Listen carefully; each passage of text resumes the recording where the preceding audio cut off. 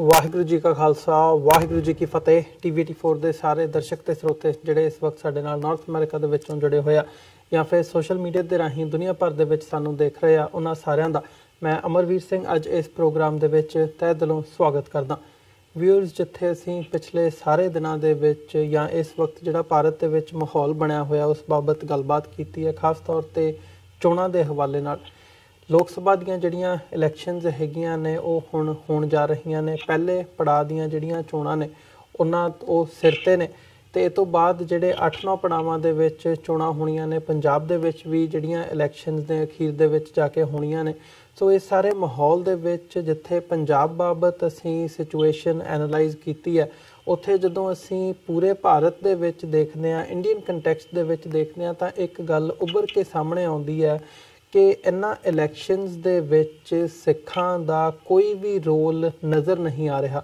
ਇੱਕ ਸਾਈਜ਼ੇਬਲ ਭਾਵੇਂ ਮਾਈਨੋਰਿਟੀ ਦੇ ਵਿੱਚ ਹੋਣ ਸਿੱਖ, ਪਰ ਪੰਜਾਬ ਤੋਂ ਬਾਹਰ ਹਰਿਆਣਾ ਦੇ ਵਿੱਚ, ਦਿੱਲੀ ਦੇ ਵਿੱਚ, ਮਹਾਰਾਸ਼ਟਰ ਦੇ ਵਿੱਚ, ਅਦਰਵਾਈਜ਼ ਜਦੋਂ ਅਸੀਂ ਦੂਰ ਦੁਰਾਡੇ ਦੀ ਸੂਬਿਆਂ ਦੇ ਵਿੱਚ ਦੇਖਦੇ ਹਾਂ ਤਾਂ ਸਿੱਖਾਂ ਦੀ ਜਿਹੜੀ ਵਸੋਂ ਹੈ ਉਹ ਕਈ ਥਾਵਾਂ 'ਤੇ ਸਾਈਜ਼ੇਬਲ ਅਮਾਊਂਟ ਦੇ ਵਿੱਚ ਹੈ। ਪਰ ਕੀ ਕਾਰਨ ਹੈ ਕਿ ਜਿਹੜੀਆਂ ਮੁੱਖ ਸਿਆਸੀ ਧਿਰਾਂ ਨੇ, ਉਹ BJP ਹੋਵੇ, ਕਾਂਗਰਸ ਹੋਵੇ, ਆਮ ਆਦਮੀ ਪਾਰਟੀ ਹੋਵੇ ਜਾਂ ਹੋਰ ਜਿਹੜੀਆਂ ਸਿਆਸੀ ਜਾਂ ਖੇਤਰੀ ਪਾਰਟੀਆਂ ਹੈਗੀਆਂ ਨੇ, ਉਹਨਾਂ ਵੱਲੋਂ ਸਿੱਖਾਂ ਦੇ ਰੋਲ ਨੂੰ ਮੰਨਫੀ ਮਾਈਨਸ ਕਿਉਂ ਕੀਤਾ ਗਿਆ? ਕਿਉਂ ਸਿੱਖਾਂ ਨੂੰ ਨਾ ਤਾਂ ਕਿਸੇ ਪਾਰਟੀ ਵੱਲੋਂ ਟਿਕਟ ਦਿੱਤੀ ਗਈ ਹੈ, ਉਮੀਦਵਾਰ ਬਣਾਇਆ ਗਿਆ ਪੰਜਾਬ ਤੋਂ ਬਾਹਰ, ਅਤੇ ਨਾ ਹੀ ਕੋਈ ਹੋਰ ਜਿਹੜਾ ਅਹੁਦਾ ਹੈਗਾ ਉਹ ਉਹਨਾਂ ਨੂੰ ਦਿੱਤਾ ਗਿਆ। ਕਿਸੇ ਵੀ ਫੀਲਡ ਦੇ ਵਿੱਚ ਇਸ ਵਕਤ ਜਦੋਂ ਅਸੀਂ ਨਜ਼ਰ ਮਾਰਦੇ ਹਾਂ ਤਾਂ ਇਹ ਗੱਲ ਪੰਛੀ ਝਾਤ ਮਾਰਿਆਂ ਹੀ ਸਾਹਮਣੇ ਆਉਂਦੀ ਹੈ ਕਿ ਸਿੱਖਾਂ ਦਾ ਰੋਲ ਇਸ ਵਕਤ ਹਾਸ਼ੀਏ ਦੇ ਉੱਤੇ ਹੈ। ਸਿੱਖਾਂ ਦੀ ਜਿਹੜੀ ਐਗਜ਼ਿਸਟੈਂਸ ਹੈ ਕਿਸੇ ਵੀ ਫੀਲਡ ਦੇ ਵਿੱਚ, ਖਾਸ ਤੌਰ 'ਤੇ ਪੋਲੀਟੀਕਲ ਸਿਆਸੀ ਅਰੀਨਾ ਦੇ ਵਿੱਚ, ਉਹ ਬਿਲਕੁਲ ਨਹੀਂ ਨਜ਼ਰ ਆਉਂਦੀ ਪੰਜਾਬ ਤੋਂ ਬਾਹਰ। ਇਹਦੇ ਕੀ ਕਾਰਨ ਨੇ ਅਤੇ ਆਉਣ ਵਾਲੇ ਸਮੇਂ ਦੇ ਵਿੱਚ ਇਹਦੇ ਕੀ ਪਰਿਣਾਮ ਹੋ ਸਕਦੇ ਨੇ, ਇਹਦੇ ਕੀ ਨਤੀਜੇ ਨਿਕਲ ਸਕਦੇ ਨੇ, ਇਸ ਬਾਬਤ ਅੱਜ ਅਸੀਂ ਗੱਲਬਾਤ ਕਰਾਂਗੇ। ਇਸ ਸਾਰੀ ਵਿਚਾਰ ਚਰਚਾ ਦੇ ਲਈ ਅੱਜ ਸਾਡੇ ਨਾਲ ਦਿੱਲੀ ਤੋਂ ਉੱਘੇ ਪੱਤਰਕਾਰ ਸਰਦਾਰ ਗੁਰਚਰਨ ਸਿੰਘ ਬੱਬਰ ਸਾਡੇ ਨਾਲ ਫੋਨ ਲਾਈਨ 'ਤੇ ਬਣੇ ਨੇ। ਆਓ ਉਹਨਾਂ ਨਾਲ ਮਿਲ ਕੇ ਅੱਜ ਦੀ ਵਿਚਾਰ ਚਰਚਾ ਦੀ ਸ਼ੁਰੂਆਤ ਕਰਦੇ ਹਾਂ। ਬੱਬਰ ਸਾਹਿਬ, ਤੁਹਾਡਾ ਸਵਾਗਤ ਹੈ ਜੀ। ਵਾਹਿਗੁਰੂ ਜੀ ਕਾ ਖਾਲਸਾ ਵਾਹਿਗੁਰੂ ਜੀ ਕੀ ਫਤਿਹ। ਵਾਹਿਗੁਰੂ ਜੀ ਕਾ ਖਾਲਸਾ ਵਾਹਿਗੁਰੂ ਜੀ ਕੀ ਫਤਿਹ। ਬੱਬਰ ਸਾਹਿਬ, ਜਿਵੇਂ ਕਿ ਮੈਂ ਇੰਟਰੋਡਕਸ਼ਨ ਦੇ ਵਿੱਚ ਵੀ ਜ਼ਿਕਰ ਕੀਤਾ ਹੈ, ਇਸੇ ਬਾਬਤ ਮੈਂ ਡੀਟੇਲ ਦੇ ਵਿੱਚ ਤੁਹਾਡੇ ਕੋਲੋਂ ਜਾਣਨਾ ਚਾਹੂੰਗਾ, ਕਿਉਂਕਿ ਤੁਸੀਂ ਇਹ ਪੁਆਇੰਟ ਰੇਜ਼ ਕੀਤਾ ਕਿ ਇਸ ਵਕਤ ਜਿਹੜੀਆਂ ਚੋਣਾਂ ਹੋ ਰਹੀਆਂ ਨੇ, ਕਿਸੇ ਵੀ ਪਾਰਟੀ ਵੱਲੋਂ ਸਿੱਖਾਂ ਦੀ ਕਿਤੇ ਵੀ ਨੁਮਾਇੰਦਗੀ ਨਹੀਂ ਨਜ਼ਰ ਆਉਂਦੀ। ਸੋ ਤੁਸੀਂ ਇਹਦੀਆਂ ਜਿਹੜੀਆਂ ਡੀਟੇਲਸ ਮੈਂ ਜ਼ਰੂਰ ਜਾਣਨਾ ਚਾਹੂੰਗਾ, ਕਿਵੇਂ ਦੇਖਦੇ ਹੋ ਇਸ ਸਾਰੇ ਇਸ਼ੂ ਨੂੰ? ਅਮਰਵੀਰ ਜੀ, ਇਹ ਬਹੁਤ ਵੱਡਾ ਮਾਮਲਾ ਹੈ। ਸਿੱਖ ਕੌਮ ਦੀ ਐਗਜ਼ਿਸਟੈਂਸ ਦਾ ਮਾਮਲਾ ਹੈ ਤੇ ਕੌਮ ਦੀ ਹੋਂਦ ਖਤਰੇ ਵਿੱਚ ਹੈ, ਕਿਉਂਕਿ ਸਾਨੂੰ ਇਸ ਦੇਸ਼ ਦੇ ਵਿੱਚ ਤੁਸੀਂ ਪੰਜਾਬ ਨੂੰ ਜੇ ਤੁਸੀਂ ਛੱਡ ਦੋ, ਇੱਕ ਤਰਫ ਕਰ ਦੋ, ਤੇ ਪੰਜਾਬ ਤੋਂ ਬਾਹਰ ਕਸ਼ਮੀਰ ਤੋਂ ਕੰਨਿਆ ਕੁਮਾਰੀ ਤੱਕ ਸਿੱਖਾਂ ਨੂੰ ਪੂਰੀ ਤਰ੍ਹਾਂ ਹਾਸ਼ੀਏ ਤੇ ਖੜਾ ਕਰ ਦਿੱਤਾ ਗਿਆ ਹੈ ਜੀ। ਇਹ ਲੋਕ ਸਭਾ ਦੀਆਂ ਜਿਹੜੀਆਂ ਚੋਣਾਂ ਨੇ, ਇਹ ਇੱਦਾਂ ਜਾਪਦਾ ਹੈ ਜਿੱਦਾਂ ਪੰਜਾਬ ਤੋਂ ਬਾਹਰ ਰਹਿਣ ਵਾਲਾ ਸਮੁੱਚੇ ਦੇਸ਼ ਵਿੱਚ ਜਿਹੜਾ ਸਿੱਖ ਹੈ ਉਹ ਵਿਦੇਸ਼ੀਆਂ ਦੀ ਤਰ੍ਹਾਂ ਇਹਨਾਂ ਚੋਣਾਂ ਨੂੰ ਦੇਖ ਰਿਹਾ ਹੈ। ਉਹਨਾਂ ਦਾ ਕੋਈ ਰੋਲ ਨਹੀਂ, ਨਾ ਅਖਬਾਰਾਂ ਵਿੱਚ ਉਹਨਾਂ ਦੀ ਚਰਚਾ ਹੈ, ਨਾ TV ਚੈਨਲਾਂ ਤੇ ਉਹਨਾਂ ਦੀ ਕੋਈ ਚਰਚਾ ਹੈ, ਨਾ ਕੋਈ ਐਂਕਰ ਸਿੱਖ ਨੇ, ਨਾ ਕੋਈ ਡਿਬੇਟ ਦੇ ਵਿੱਚ ਸਿੱਖਾਂ ਨੂੰ ਬੁਲਾ ਕੇ ਸਿੱਖਾਂ ਦੇ ਵਿਚਾਰ ਸੁਣਨਾ ਚਾਹੁੰਦਾ, ਕਿਉਂਕਿ ਸਿੱਖਾਂ ਦਾ ਰੋਲ ਹੀ ਨਹੀਂ ਹੈਗਾ। ਔਰ ਇਸ ਵਕਤ ਬੜੀ ਮਾਯੂਸੀ ਦੇ ਵਿੱਚ ਇੱਕ ਪੂਰੀ ਕੌਮ ਹੈ, ਉਹ ਤਮਾਸ਼ਾ ਦੇਖ ਰਹੀ ਹੈ ਇਸ ਹਿੰਦੁਸਤਾਨ ਦੀਆਂ ਚੋਣਾਂ ਦਾ, ਕਿ ਕੌਣ ਰਾਮ ਲਾਲ ਇਲੈਕਸ਼ਨ ਲੜ ਰਿਹਾ, ਕੌਣ ਸ਼ਾਮ ਲਾਲ ਲੜ ਰਿਹਾ, ਕੌਣ ਕਿਹੜਾ ਲੜ ਰਿਹਾ, ਪਰ ਉਹਨਾਂ ਨੂੰ ਕੋਈ ਪਗੜੀ ਵਾਲਾ ਸਿੱਖ ਨਹੀਂ ਦਿਖਦਾ ਚਾਰ ਚੁਫੇਰੇ। ਨਾ ਹੀ ਕਿਸੇ ਪੋਲੀਟੀਕਲ ਪਾਰਟੀ ਨੇ ਉਹਨਾਂ ਨੂੰ ਕੋਈ ਮਾਨ ਤੇ सम्मान ਦਿੱਤਾ ਹੈ। ਪਾਰਟੀਆਂ ਨੇ ਆਪਣੇ ਜਿਹੜੇ ਸਪੋਕਸ ਪਰਸਨ ਨੇ ਉਹ ਆਪਣੇ ਸਿੱਖਾਂ ਨੂੰ ਨਹੀਂ ਰੱਖੇ, ਉਹਨਾਂ ਨੇ ਆਪਣੇ ਡਿਬੇਟ ਦੇ ਵਿੱਚ ਸਿੱਖਾਂ ਨੂੰ ਨਹੀਂ ਰੱਖਿਆ, ਉਹਨਾਂ ਨੇ ਆਪਣੀਆਂ ਸਟੇਜਾਂ ਤੇ ਸਿੱਖਾਂ ਨੂੰ ਨਹੀਂ ਰੱਖਿਆ।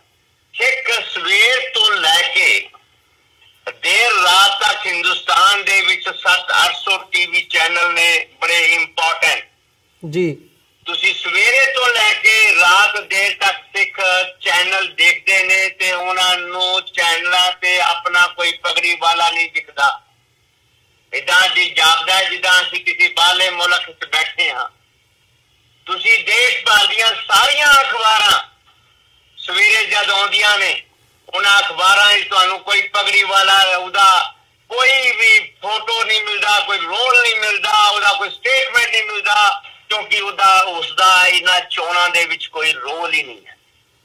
ਹਾਲਾਤ ਇਤਨੇ ਚਿੰਤਾਜਨਕ ਨੇ ਕਿ ਸਿੱਖਾਂ ਦਾ ਭਵਿੱਖ ਹਿੰਦੁਸਤਾਨ ਦੇ ਰਾਜ ਭਾਗ ਦੇ ਵਿੱਚ ਪੂਰੀ ਤਰ੍ਹਾਂ ਧੁੰਦਲਾ ਪੈ ਗਿਆ, ਹੋਂਦ ਖਤਰੇ ਵਿੱਚ ਆ ਗਈ। ਅਮਰਵੀਰ ਜੀ, ਸਭ ਤੋਂ ਵੱਡੀ ਜਿਹੜੀ ਤਰਾਸਦੀ ਹੈ, ਤੁਸੀਂ ਦੇਖੋ ਅੱਜ ਹਿੰਦੁਸਤਾਨ ਦੀਆਂ ਸਾਰੀਆਂ ਵੱਡੀਆਂ ਜਾਂਚ ਏਜੰਸੀਆਂ ਦੇ ਵਿੱਚ ਸਿੱਖਾਂ ਦੀ ਜਿਹੜੀ ਐਗਜ਼ਿਸਟੈਂਸ ਹੈ ਉਹ ਖਤਰੇ 'ਚ ਹੈ। ਸਾਰੀਆਂ ਜਾਂਚ ਏਜੰਸੀਆਂ, ਇਨਵੈਸਟੀਗੇਸ਼ਨ ਏਜੰਸੀਆਂ, ਇੰਟੈਲੀਜੈਂਸ ਏਜੰਸੀਆਂ, ਉੱਥੇ ਕੋਈ ਰੋਲ ਹੀ ਨਹੀਂ ਰਿਹਾ ਸਿੱਖਾਂ ਦਾ। ਦੇਸ਼ ਦੇ ਸਾਰੇ ਸੂਬਿਆਂ ਦੇ ਵਿੱਚ ਜਿੰਨੇ ਵੀ ਗਵਰਨਰ ਨੇ ਉਹਨਾਂ ਸਾਰੇ ਗਵਰਨਰਾਂ ਹੀ ਤੁਸੀਂ ਦੇਖੋਗੇ ਤੁਹਾਨੂੰ ਇੱਕ ਵੀ ਸਿੱਖ ਹਿੰਦੁਸਤਾਨ ਦੀ ਕਿਸੇ ਵੀ ਸਟੇਟ ਦੇ ਵਿੱਚ ਗਵਰਨਰ ਨਹੀਂ ਮਿਲੇਗਾ ਜੀ। ਅਸੀਂ ਗਵਰਨਰ ਨਹੀਂ ਰਹੇ, ਅਸੀਂ ਬਿਊਰੋਕਰੇਟ ਨਹੀਂ ਰਹੇ। ਹਾਲਾਤ ਇੱਥੇ ਤੱਕ ਚਿੰਤਾਜਨਕ ਨੇ ਤੇ ਪੰਜਾਬ ਤੋਂ ਬਾਹਰ ਕਸ਼ਮੀਰ ਤੋਂ ਕੰਨਿਆ ਕੁਮਾਰੀ ਤੱਕ ਜਦ ਅਸੀਂ ਝਾਤੀ ਮਾਰਦੇ ਹਾਂ ਸਾਨੂੰ ਕੁਝ ਵੀ ਨਹੀਂ ਦਿਖਦਾ। ਔਰ ਮੈਂ ਜੇ ਦਿੱਲੀ ਦੀ ਤੁਹਾਨੂੰ ਗੱਲ ਦੱਸਾਂ, ਕਿਸੇ ਥਾਣੇ ਦੇ ਵਿੱਚ SHO ਵੀ ਸਰਦਾਰ ਨਹੀਂ ਹੈ। ਬਿਊਰੋਕ੍ਰੇਸੀ ਦਾ ਇਹ ਹਾਲ ਹੈ। ਤੁਸੀਂ DDA 'ਚ ਨਹੀਂ ਹੈਗੇ, ਤੁਸੀਂ MCD 'ਚ ਨਹੀਂ ਹੈਗੇ, ਤੁਸੀਂ NDMC 'ਚ ਨਹੀਂ ਹੈਗੇ, ਤੁਸੀਂ ਪੋਸਟ ਵਿੱਚ ਨਹੀਂ ਹੈਗੇ। ਇਹ ਜਿਹੜਾ ਇੱਕ ਮਾਹੌਲ ਹੈ, ਜਦ ਰਾਜ ਨਹੀਂ ਆਉਂਦਾ ਨਾ, ਜਦ ਤਾਕਤ ਨਹੀਂ ਹੁੰਦੀ, ਜਦ ਸਿੱਖ ਮੰਤਰੀ ਨਹੀਂ ਹੁੰਦੇ, ਮਿਨਿਸਟਰ ਨਹੀਂ ਹੁੰਦੇ ਤੇ ਬਿਊਰੋਕ੍ਰੇਸੀ ਦੇ ਵਿੱਚ ਤੁਹਾਡੀ ਹੋਂਦ ਖਤਰੇ 'ਚ ਪੈ ਜਾਂਦੀ ਹੈ ਜੀ। ਤੁਹਾਨੂੰ ਕੋਈ ਨਹੀਂ ਸੁਣ। ਤੇ ਹਾਲਾਤ ਇਹ ਨੇ ਕਿ ਹਿੰਦੁਸਤਾਨ ਦੇ ਵਿੱਚ ਇਲੈਕਸ਼ਨ ਤੇ ਹੋ ਰਹੇ ਨੇ ਪਰ ਸਿੱਖਾਂ ਦਾ ਕੋਈ ਰੋਲ ਨਹੀਂ। ਜੀ ਬੱਬਰ ਸਾਹਿਬ, ਜਿਵੇਂ ਤੁਸੀਂ ਇਹ ਸਾਰੀ ਸਿਚੁਏਸ਼ਨ ਨੂੰ ਬਿਆਨ ਕੀਤਾ ਹੈ, ਇਹਦੇ ਪਿੱਛੇ ਜੇ ਕਾਰਨ ਲੱਭਣੇ ਹੋਣ ਕਿ ਇੱਕ ਸਮਾਂ ਸੀ ਜਦੋਂ ਅਸੀਂ ਫੌਜ ਦੇ ਵਿੱਚ ਦੇਖਣਾ ਹੋਵੇ ਜਾਂ ਈਵਨ ਪੋਲਿਟਿਕਸ ਦੇ ਵਿੱਚ ਦੇਖਣਾ ਹੋਵੇ 50-60s ਦੇ ਵਿੱਚ ਦਿੱਲੀ ਤੱਕ ਘੱਟੋ ਘੱਟ ਜਾਂ ਦਿੱਲੀ ਦੇ ਆਸ-ਪਾਸ ਦੇ ਇਲਾਕਿਆਂ ਤੱਕ ਸਿੱਖਾਂ ਦਾ ਵਾਹਵਾ ਜਿਹੜਾ ਚੰਗਾ ਖਾਸਾ ਪ੍ਰਭਾਵ ਵੀ ਮੰਨਿਆ ਜਾਂਦਾ ਸੀ ਤੇ ਅਦਰਵਾਈਜ਼ ਜਿਹੜਾ ਉਹਨਾਂ ਦਾ ਰੋਲ ਸੀ ਉਹ ਵੀ ਨਜ਼ਰ ਆਉਂਦਾ ਸੀ। ਅੱਜ ਕੀ ਹਾਲਾਤ ਬਣ ਗਏ ਨੇ? ਇਹਨਾਂ ਦੇ ਪਿੱਛੇ ਕਾਰਨ ਕੀ ਹੈ? ਜੇ ਕਾਰਨ ਦੇਖਣੇ ਹੋਣ ਉਹਦੇ ਵਿੱਚ ਸਾਡਾ ਕੋਈ ਪੜ੍ਹਾਈ ਲਿਖਾਈ ਦੇ ਵਿੱਚ ਪਿੱਛੇ ਰਹਿ ਜਾਣਾ ਜਾਂ ਕਿਸੇ ਹੋਰ ਕਾਰਨ ਕਰਕੇ ਨਜ਼ਰ ਆਉਂਦਾ ਜਾਂ ਜਿਹੜੀ ਹਕੂਮਤ ਹੈਗੀ ਹੈ ਉਹਦੇ ਵੱਲੋਂ ਜਾਂ ਜਿਹੜੀਆਂ ਸਿਆਸੀ ਪਾਰਟੀਆਂ ਨੇ ਮੇਨ ਉਹਨਾਂ ਵੱਲੋਂ ਦਰਕਿਨਾਰ ਕੀਤਾ ਗਿਆ ਸਿੱਖਾਂ ਨੂੰ? ਅਮਰਵੀਰ ਜੀ, ਗੱਲ ਇਸ ਤਰ੍ਹਾਂ ਹੈ ਕਿ ਸਿੱਖ ਬੜਾ ਤੇਜ਼ ਤਰਾਰ ਔਰ ਬਹੁਤ ਸਮਝਦਾਰ ਕੌਮਾਂ ਦੇ ਵਿੱਚ ਗਿਣਿਆ ਜਾਂਦਾ ਹੈ। ਮੈਂ ਆਪਣੇ ਮੂੰਹ ਨਾਲ ਜਾਂ ਤੁਸੀਂ ਨਹੀਂ ਕਹਿ ਸਕਦੇ, ਇਹ ਲੋਕ ਕਹਿੰਦੇ ਆ, ਸੰਸਾਰ ਭਰ ਦੇ ਲੋਕ ਕਹਿੰਦੇ ਜੀ। 50 ਲੱਖ ਤੋਂ ਵੱਧ ਸਿੱਖ ਵਿਦੇਸ਼ਾਂ 'ਚ ਵਸ ਗਿਆ ਹੈ। ਸਿੱਖ ਵਿਦੇਸ਼ਾਂ 'ਚ ਰਾਜ ਭਾਗ ਦੇ ਵਿੱਚ ਸ਼ਾਮਲ ਹੋ ਰਹੇ ਨੇ ਔਰ ਤੁਸੀਂ ਚਾਰ ਚੁਫੇਰੇ ਨਜ਼ਰ ਮਾਰੋ ਤੇ ਵਿਦੇਸ਼ਾਂ ਸਿੱਖਾਂ ਦੀ ਜਿਹੜੀ ਹੋਂਦ ਹੈ ਉਹਨੂੰ ਲੋਕ ਮੰਨਦੇ ਨੇ। ਇਸ ਦੇਸ਼ ਦੇ ਵਿੱਚ ਪਿਛਲੇ 10 ਸਾਲਾਂ ਦੇ ਵਿੱਚ ਤੇ ਮੈਂ ਨਹੀਂ ਕਹਾਂਗਾ, ਮੈਂ ਕਹਾਂਗਾ 84 ਆਪਰੇਸ਼ਨ ਬਲੂ ਸਟਾਰ ਤੋਂ ਬਾਅਦ 84 ਦੇ ਸਿੱਖ ਜਿਹੜਾ ਕਤਲੇਆਮ ਹੋਇਆ 1984 ਦੇ ਵਕਤ, ਉਸ ਤੋਂ ਬਾਅਦ ਹਿੰਦੁਸਤਾਨ ਦੀਆਂ ਸਰਕਾਰਾਂ ਨੇ, ਹਿੰਦੁਸਤਾਨ ਦੀਆਂ ਏਜੰਸੀਆਂ ਨੇ ਔਰ ਹਿੰਦੁਸਤਾਨ ਦੇ ਰਾਜ ਕਰਨ ਵਾਲੇ ਲੋਕਾਂ ਨੇ ਇਹ ਮੰਨ ਲਿਆ ਕਿ ਸਿੱਖਾਂ ਦਾ ਆਪਰੇਸ਼ਨ ਕੀਤਾ ਜਾਣਾ ਹੁਣ ਬਹੁਤ ਜ਼ਰੂਰੀ ਹੈ।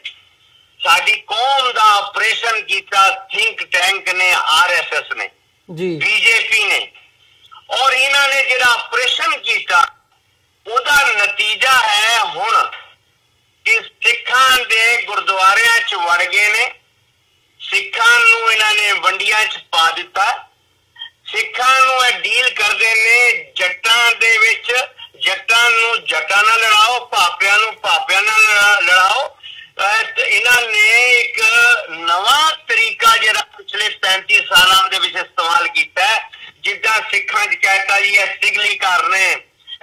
ਵਾਲੇ ਸਿੱਖ ਨੇ, ਇਹ ਨਾਮਧਾਰੀ ਸਿੱਖ ਨੇ, ਇਹ ਰਾਧਾ ਸੁਆਮੀ ਸਿੱਖ ਨੇ, ਇਹ ਰਾਮ ਰਹੀਮ ਦੇ ਨਾਲ ਜੁੜੇ ਹੋਏ ਨੇ। ਆਹ ਜਿਹੜੇ ਸਿੱਖ ਨੇ, ਨਿਰਮਲੀਏ ਨੇ, ਉਦਾਸੀਏ ਨੇ, ਰਵਿਦਾਸੀਏ ਨੇ, ਮਜ਼ਹਬੀ ਨੇ, ਖੱਤਰੀ ਨੇ, ਇਹਨਾਂ ਨੇ ਸਿੱਖਾਂ ਦਾ ਇੱਕ ਪ੍ਰੋਪਰ ਆਪਰੇਸ਼ਨ ਕੀਤਾ ਹੈ ਜੀ। ਔਰ ਇਹਨਾਂ ਨੇ ਬਾਣੀ ਦੇ ਉੱਤੇ ਵੀ ਸਵਾਲ ਖੜੇ ਕਰ ਦਿੱਤੇ ਨੇ। ਇਹਨਾਂ ਨੇ ਗੁਰੂ ਘਰ ਦੇ ਵਿੱਚ ਬਾਣੀ ਤੇ ਤੁਸੀਂ ਦੇਖੋ ਹਰ ਲੈਵਲ ਤੇ ਇਹਨਾਂ ਨੇ ਸਿੱਖਾਂ ਨੂੰ ਮੰਨ ਦਿੱਤਾ। ਔਰ ਇਹ ਫਿਰ ਬਾਬੇ ਖੜੇ ਕਰ ਦਿੱਤੇ ਬੜੇ, ਹਰ ਥਾਂ ਤੇ ਤੁਸੀਂ ਦੇਖੋ ਬਾਬਾ, ਸੰਤ, ਮਹਾਪੁਰਸ਼ ਇਹਨਾਂ ਨੂੰ ਖੜਾ ਕਰ ਦਿੱਤਾ। ਤੇ ਫਿਰ ਉਹਨਾਂ ਨੇ ਆਪਣੇ ਅੰਮ੍ਰਿਤ ਸ਼ੁਰੂ ਕਰ ਦਿੱਤੇ। ਇਹ ਬਾਬੇ ਪੁਰਾਣੇ ਦਾ ਅੰਮ੍ਰਿਤ ਛਕਿਆ ਮੈਂ, ਉਹ ਕਹਿੰਦਾ ਮੈਂ ਨੀਲੇ ਵਾਲੇ ਦਾ ਛਕਿਆ ਮੈਂ, ਉਹ ਕਹਿੰਦਾ ਮੈਂ ਪੀਲੇ ਵਾਲੇ ਦਾ ਛਕਿਆ ਮੈਂ। ਸਿੱਖ, ਮੇਰਾ ਮਤਲਬ ਹੈ ਸਿੱਖਾਂ ਦੇ ਵਿੱਚ ਬੜੇ ਤਰੀਕੇ ਨਾਲ RSS ਨੇ ਤੇ ਹਿੰਦੁਸਤਾਨ ਦੀਆਂ ਇੰਟੈਲੀਜੈਂਸ ਏਜੰਸੀਆਂ ਨੇ ਸਿੱਖਾਂ ਨੂੰ ਛੋਟੇ ਛੋਟੇ ਗੁੱਟਾਂ 'ਚ ਵੰਡ ਦਿੱਤਾ। ਹਾਲਾਤ ਇਹ ਬਣ ਗਏ ਨੇ ਹਿੰਦੁਸਤਾਨ ਦੇ ਵਿੱਚ, ਜਿਹੜਾ ਬੱਚਾ, ਜਿਹੜਾ ਨੌਜਵਾਨ ਅੱਜ 40 ਜਾਂ 45 ਸਾਲ ਦੀ ਉਮਰ ਦਾ, ਉਹਨੂੰ ਆਪਰੇਸ਼ਨ ਬਲੂ ਸਟਾਰ ਬੜਾ ਧੁੰਦਲਾ ਜਿਹਾ ਯਾਦ ਹੈ, ਕਿਉਂਕਿ 35 ਸਾਲ ਪਹਿਲੇ ਹੋਇਆ। ਤੇ ਜਿਹੜੀ ਨਵੀਂ ਜਨਰੇਸ਼ਨ ਹੈ ਸਿੱਖਾਂ ਦੀ ਹਿੰਦੁਸਤਾਨ ਦੇ ਵਿੱਚ, ਖਾਸ ਕਰ ਪੰਜਾਬ ਤੋਂ ਬਾਹਰ ਰਹਿਣ ਵਾਲੇ ਸਿੱਖਾਂ ਦੀ, ਉਹਨਾਂ ਦੀ ਸੋਚ ਵੀ ਬਦਲ ਗਈ ਹੈ। ਔਰ ਉਹਨਾਂ ਦੀ ਰਹਿਣੀ ਬਹਿਣੀ, ਖਾਣਾ ਪੀਣਾ RSS ਨੇ ਬਦਲ ਦਿੱਤਾ ਹੈ।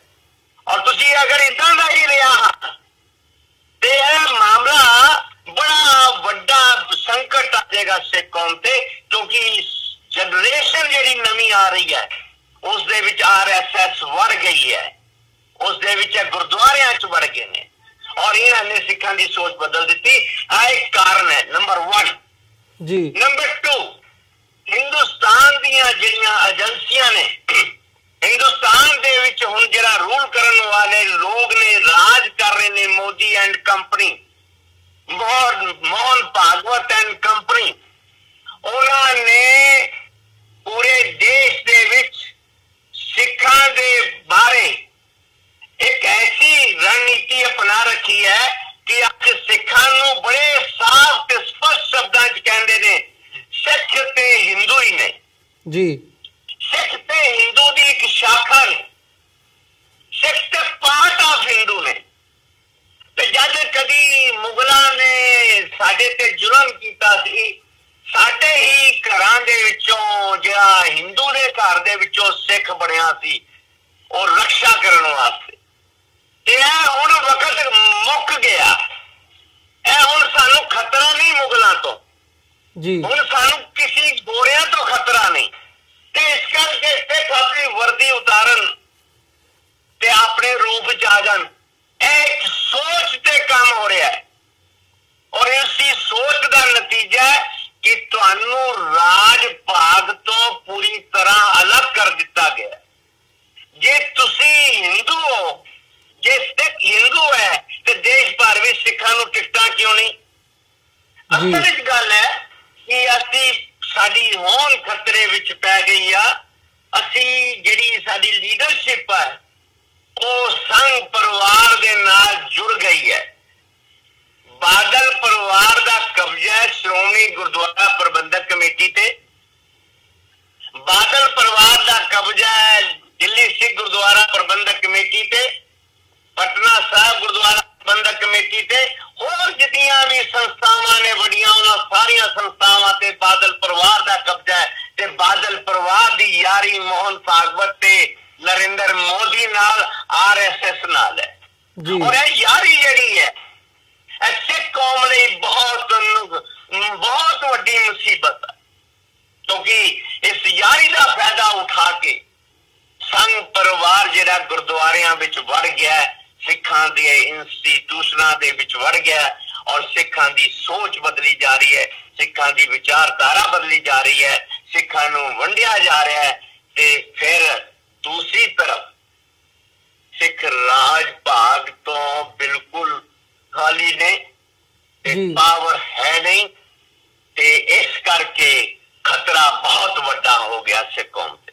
ਜੀ ਬੱਬਰ ਸਾਹਿਬ, ਜਿਵੇਂ ਤੁਸੀਂ ਦੋ ਮੇਨ ਰੀਜ਼ਨਸ ਜਿਹੜਾ ਤੁਸੀਂ ਇੱਕ ਤਾਂ ਵੀ ਜਿਹੜੇ ਮੈਜੋਰਿਟੀ ਕਮਿਊਨਿਟੀ ਆ ਉਹਨਾਂ ਵੱਲੋਂ ਸਿੱਖਾਂ ਦੀ ਹੋਂਦ ਨੂੰ ਹੀ ਤਰਕਨਾਰ ਕੀਤਾ ਗਿਆ, ਨਹੀਂ ਮੰਨਿਆ ਜਾ ਰਿਹਾ ਤੇ ਸਿੱਖਾਂ ਨੂੰ ਹਿੰਦੂਆਂ ਦਾ ਹੀ ਪਾਰਟ ਦੱਸਿਆ ਜਾ ਰਿਹਾ ਹੈ।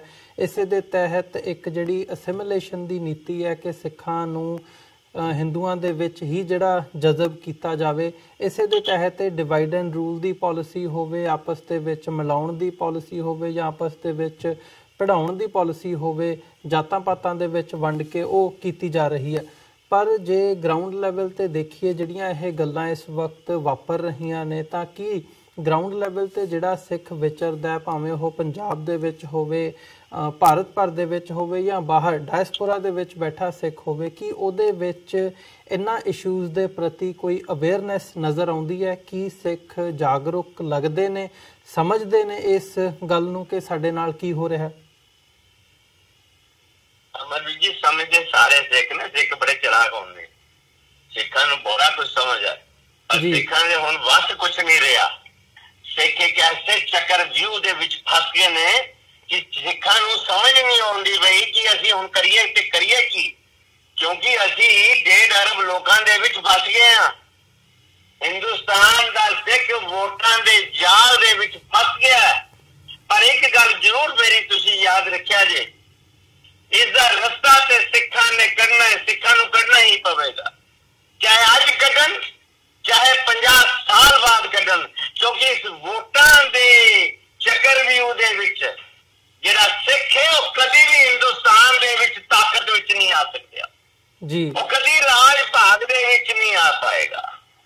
ਸਿੱਖਾਂ ਨੂੰ ਅਗਰ ਵੋਟਾਂ ਦਾ ਇਹ ਸਿਸਟਮ ਰਿਹਾ ਤੇ ਸਿੱਖਾਂ ਨੂੰ ਪਾਰਟੀਆਂ ਗੈਰ ਸਿੱਖਾਂ ਦੀਆਂ ਚੌਖਟਾਂ ਤੇ ਜਾ ਕੇ ਸਿਰਫ ਸਜਦੇ ਹੀ ਕਰਨੇ ਬਣਗੇ, ਭਰਾਵਾ ਸਾਨੂੰ ਟਿਕਟ ਦੇ ਦਿਓ, ਅਸੀਂ ਵੀ ਕਿਤੇ MLA ਬਣ ਜਾਈਏ, ਅਸੀਂ ਵੀ ਕਿਤੇ ਲੋਕ ਸਭਾ ਦੀ ਸਾਨੂੰ ਟਿਕਟ ਮਿਲ ਜਾਏ, ਸ਼ਾਇਦ ਕਿਤੇ ਅਸੀਂ MP ਬਣ ਜਾਈਏ। ਪੰਜਾਬ ਤੋਂ ਬਾਹਰ ਰਹਿਣ ਵਾਲਾ ਸਿੱਖ ਇਹ ਪੂਰੀ ਤਰ੍ਹਾਂ ਸਮਝਦਾ ਹੈ ਕਿ ਸਾਨੂੰ ਇਹਨਾਂ ਦੀ ਜੀਵ ਜੂਰੀ ਕਰਨੀ ਹੈ, ਇਹਨਾਂ ਦੇ ਘੁੱਟਣੇ ਹੱਥ ਲਾਣੇ ਨੇ, ਇਹਨਾਂ ਨੂੰ ਝੁੱਕ ਝੁੱਕ ਸਲਾਮ ਕਰਨਾ, ਇਹਨਾਂ ਨੂੰ ਇਲੈਕਸ਼ਨ ਦੇ ਵਕਤ ਨੋਟ ਦੇਣੇ ਨੇ, ਜਿਤਨਾ ਪੈਸਾ ਮੰਗਣ ਇਹਨਾਂ ਨੂੰ ਦੇਣਾ ਹੈ, ਕਿਉਂਕਿ ਇਹਨਾਂ ਨਾਲ ਬਣਾ ਕੇ ਰੱਖਣੀ ਹੈ, ਨਹੀਂ ਤੇ ਸਾਨੂੰ ਅੱਖਾਂ ਦਿਖਾਣਗੇ ਤੇ ਸਾਨੂੰ ਨੁਕਸਾਨ ਪਹੁੰਚਾਣਗੇ।